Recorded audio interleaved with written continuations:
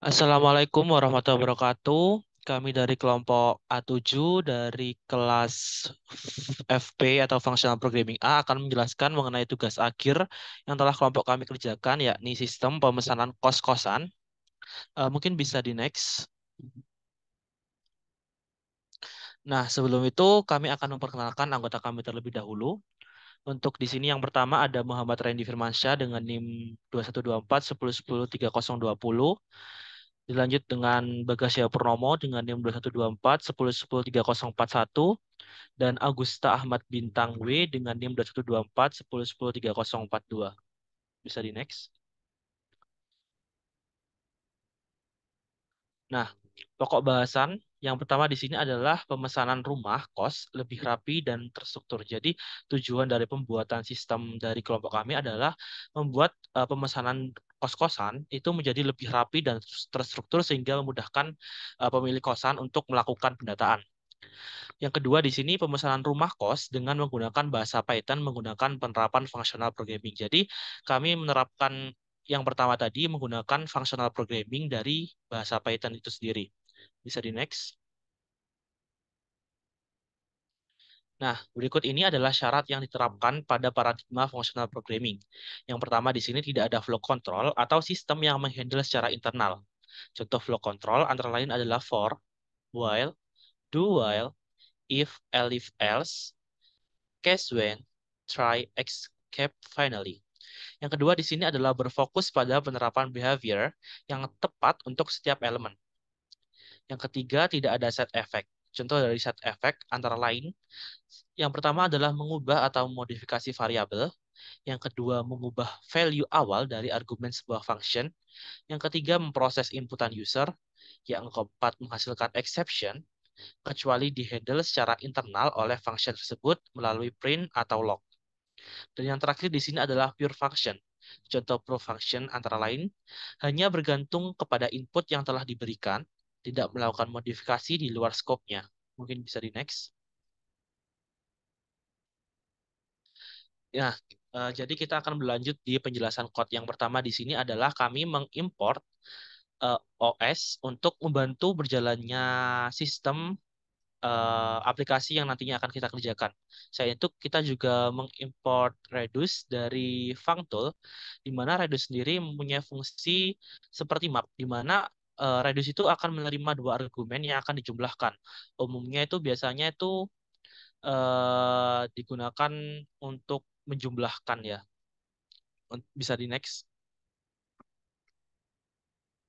Nah, di sini setelah kami mengimport dua hal tadi, OS dan juga Redux, kami membuat tiga variabel, tiga list di mana list tersebut bernama list usia, list nama, dan total pendapatan. Untuk list usia dan list nama ini kita buat list kosong. Jadi list usia nanti fungsinya itu untuk menampung usia dari pemesan yang telah diinputkan. Untuk nama juga menampung nama dari pemesan yang telah diinputkan. Sedangkan untuk total pendapatan di sini kami membuat list yang bernilai 0 karena untuk dilakukan proses selanjutnya. Jadi total pendapatan nanti akan dilakukan proses aritmatik atau penghitungan. Jadi kami membuat nilai 0 agar memudahkan berjalannya fungsi yang selanjutnya. Mungkin bisa di next. Nah, yang selanjutnya adalah dev system yang isinya adalah os.system.cls. Jadi, default system berisi sebuah function di mana function ini akan menghapus output dan atau membersihkan output sehingga outputnya kosong dan bisa lanjut ke program selanjutnya. Jadi, setelah melakukan misalkan sudah mengeprintkan nama terus usia dan lain sebagainya, untuk melanjutkan ke proses selanjutnya agar para user itu tidak kebingungan, maka kami dengan bantuan Clear System kami akan membuat output menjadi kosong atau menjadi bersih sehingga memudahkan dan tidak membingungkan para user yang menggunakan aplikasi atau sistem yang telah kami kerjakan. Mungkin bisa di next. Nah, selanjutnya di sini ada dev menu, di mana dev menu ini akan menampilkan mengeprint seperti yang dilihat di layar ini ya, yakni tampilan Seperti itu, di mana ditampilkan satu pemesan, cek usia, cek nama. Jadi kita akan ditampilkan menu-menu yang bisa kita pilih, antara lain ada 4, yakni pemesanan, cek usia, cek nama pemesan kos, dan cek pendapatan. Di sini juga kita telah mengeprintkan panduan untuk menggunakan, seperti pilih 1 untuk melakukan pemesanan, pilih 2 untuk melakukan melihat usia pemesan, dan selanjutnya. Nah, di sini juga kita membuat sebuah variabel bernama input option, di mana input option ini berisi inputan dari user yang telah kita lakukan tadi. Tentunya kita mengubah agar data tadi tetap bersifat integer, jadi kita letakkan int di depannya. Nah, setelah itu di sini kita akan mereturn display pemesanan. Jadi jika eh, if input option 1 atau jika usernya memilih 1, maka akan mereturn display pemesanan. Display pemesanan mungkin akan dijelaskan oleh rekan saya nanti. Jadi di sini saya akan jelaskan ininya terlebih dahulu ya. Nah, untuk di sini kita menggunakan Tenary. Jadi Tenary ini fungsinya itu untuk membuat code kita menjadi lebih sederhana.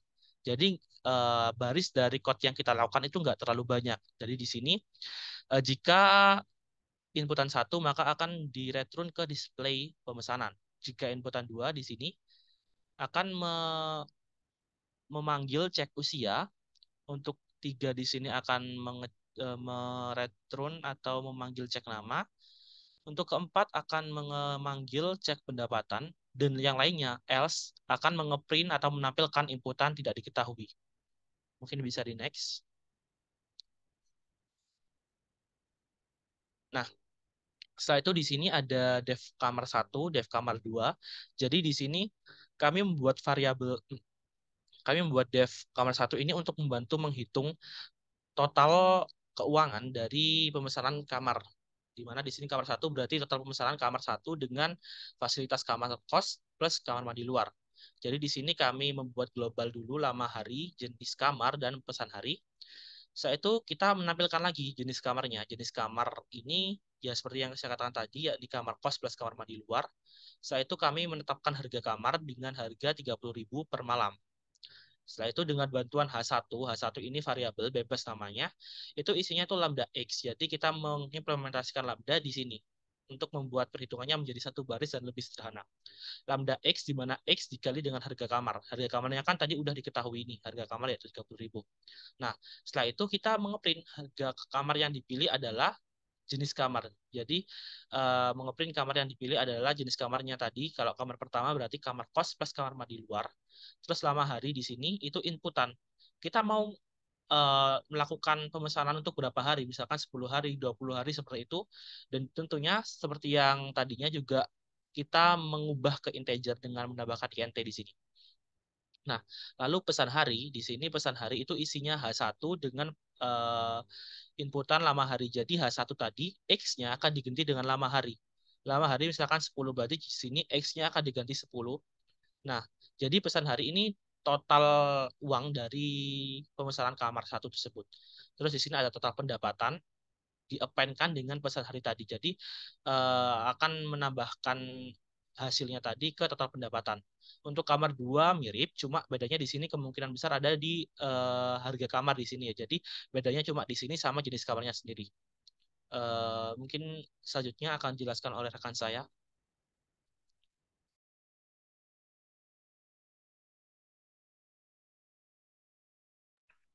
Baik, baik, di sini saya akan menjelaskan kelanjutan dari programnya, yaitu di sini ada dev percabangan.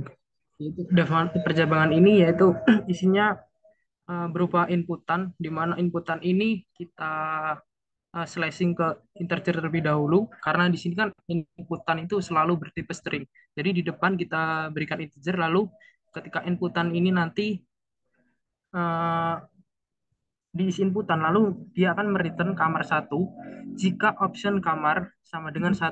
Nah, jika inputannya itu 1 sama dengan 1, maka dia akan return kamar 1, yaitu function yang ada di atasnya percabangan ini. Kemudian ada else kamar 2. Nah, ini kan else kamar 2 jika option kamarnya itu sama dengan 2. Nah, jadi ketika option kamar atau inputan user itu sama dengan 2, maka dia akan mereturn kamar 2. Nah, Berikutnya yaitu else kamar 3. Nah, jika option kamarnya itu sama dengan 3. Jika inputan user option kamar itu sama dengan 3, maka dia akan mereturn kamar 3. Nah, selanjutnya uh, else kamar 4 jika option kamarnya itu sama dengan 4. Jadi jika user menentukan 4, maka dia akan mereturn ke kamar 4. Jadi uh, konsep ini itu benar yang dikatakan teman saya tadi merupakan konsep ternary. Jadi ternary ini kan di functional programming ini kita berusaha untuk meminimalkan bentuk if yang mana sebenarnya kalau kita di sini tidak digunakan ternary itu kan if elif elif elif elif else kan di situ apa ya terlalu kebanyakan if. Jadi di sini karena di functional programming itu diharuskan untuk meminimalkan bentuk if. Jadi di sini kami menerapkan if satu line yaitu ternary.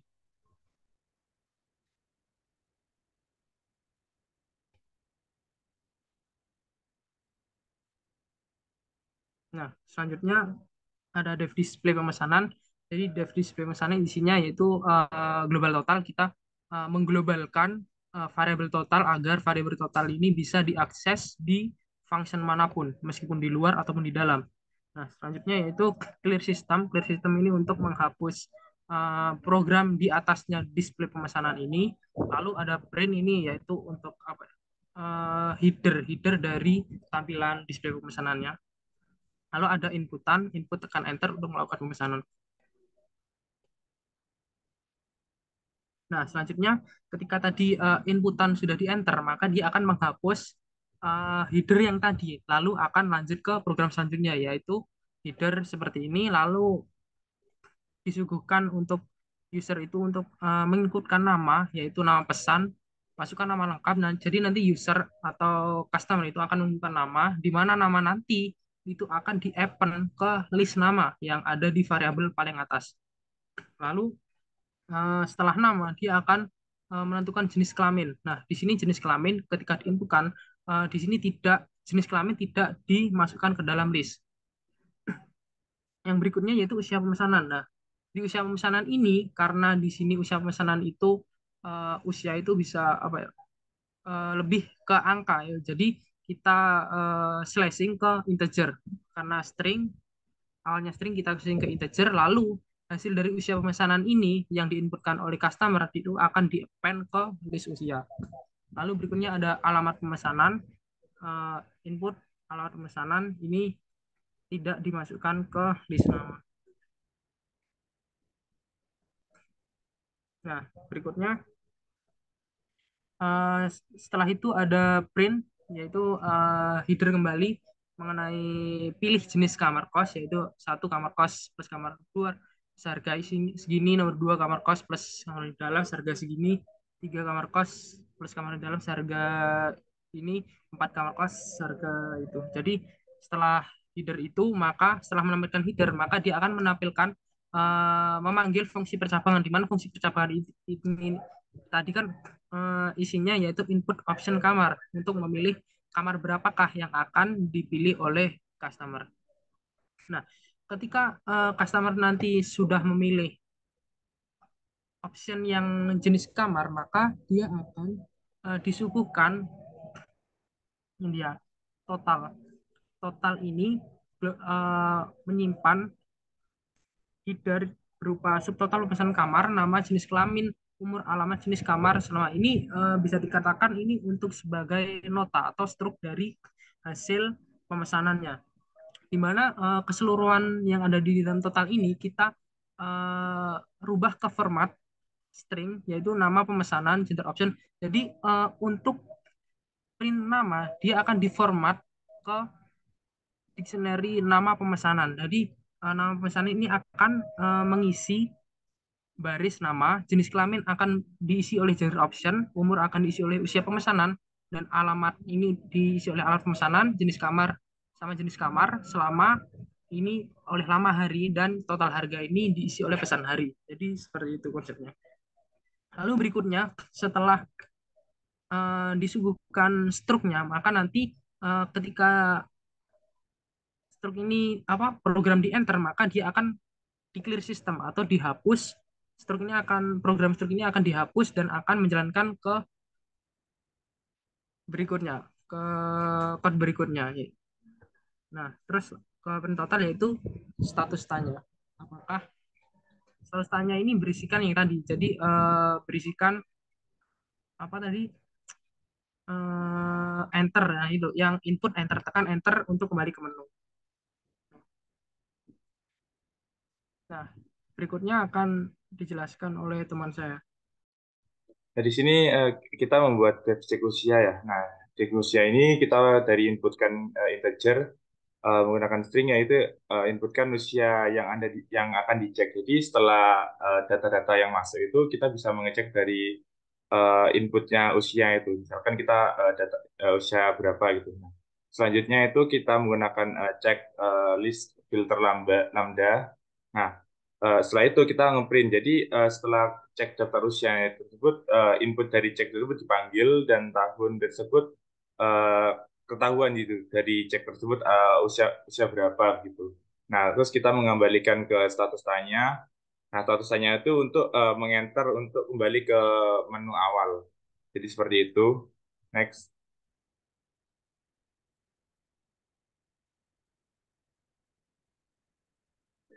Nah, di sini kita menggunakan juga def check nama ya. Nah, def check nama ini kita mengeprint berikut nama pemesanan kos. Nah, pemesanan kos kita lihat dari list nama ya. Jadi list nama tersebut dipanggil dari yang awal tadi itu. Selanjutnya untuk status tanya ini akan menu awal tadi kembali ke enter seperti itu. Selanjutnya.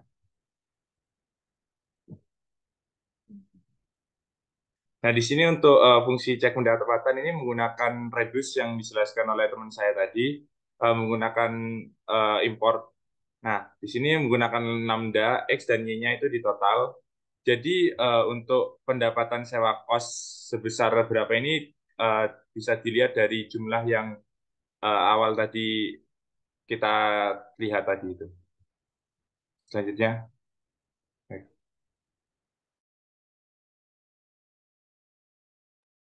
Nah, ini untuk yang dev status tanya ini, yang tadi kita terakhir-terakhir ada dev status tanya. Nah, dev status tanya ini kita inputkan dari tekan enter untuk kembali ke menu, dan clear system ini akan kembali ke dev menu. Jadi, seperti itu.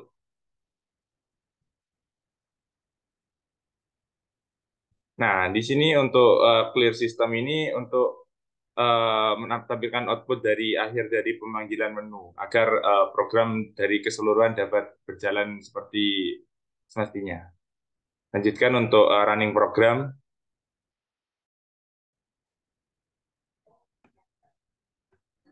Oke, jadi berikutnya mungkin kita langsung ke implementasinya. Kita jalankan program yang telah kita buat ini, yaitu sistem pemesanan kos.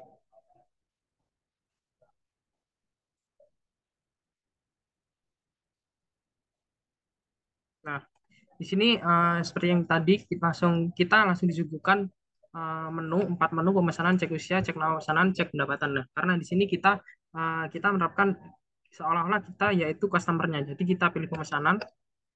Nah, kita tekan enter. Nah, ini di sini kita mengisi namanya, misal Ali.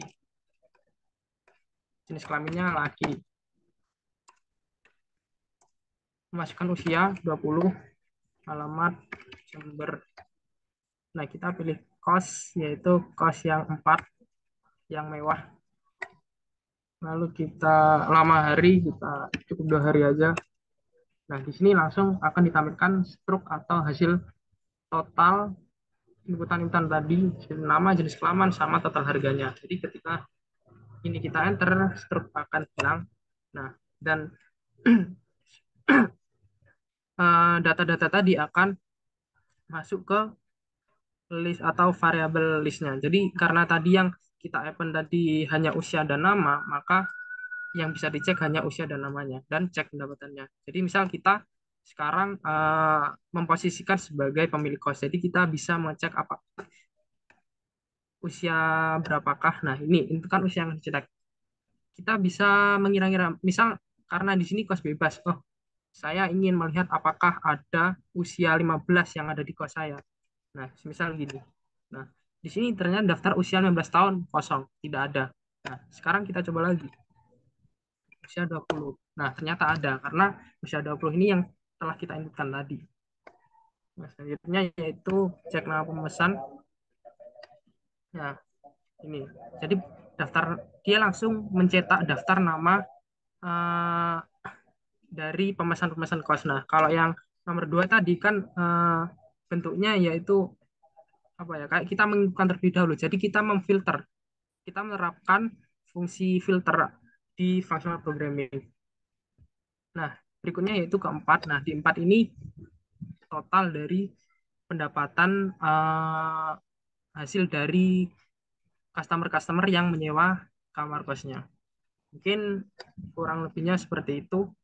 Saya kembalikan ke teman saya.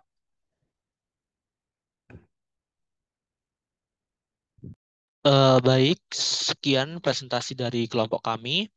Kami ucapkan terima kasih dan mohon maaf jika ada kesalahan yang telah kami perbuat. Terima kasih. Wassalamualaikum warahmatullahi wabarakatuh.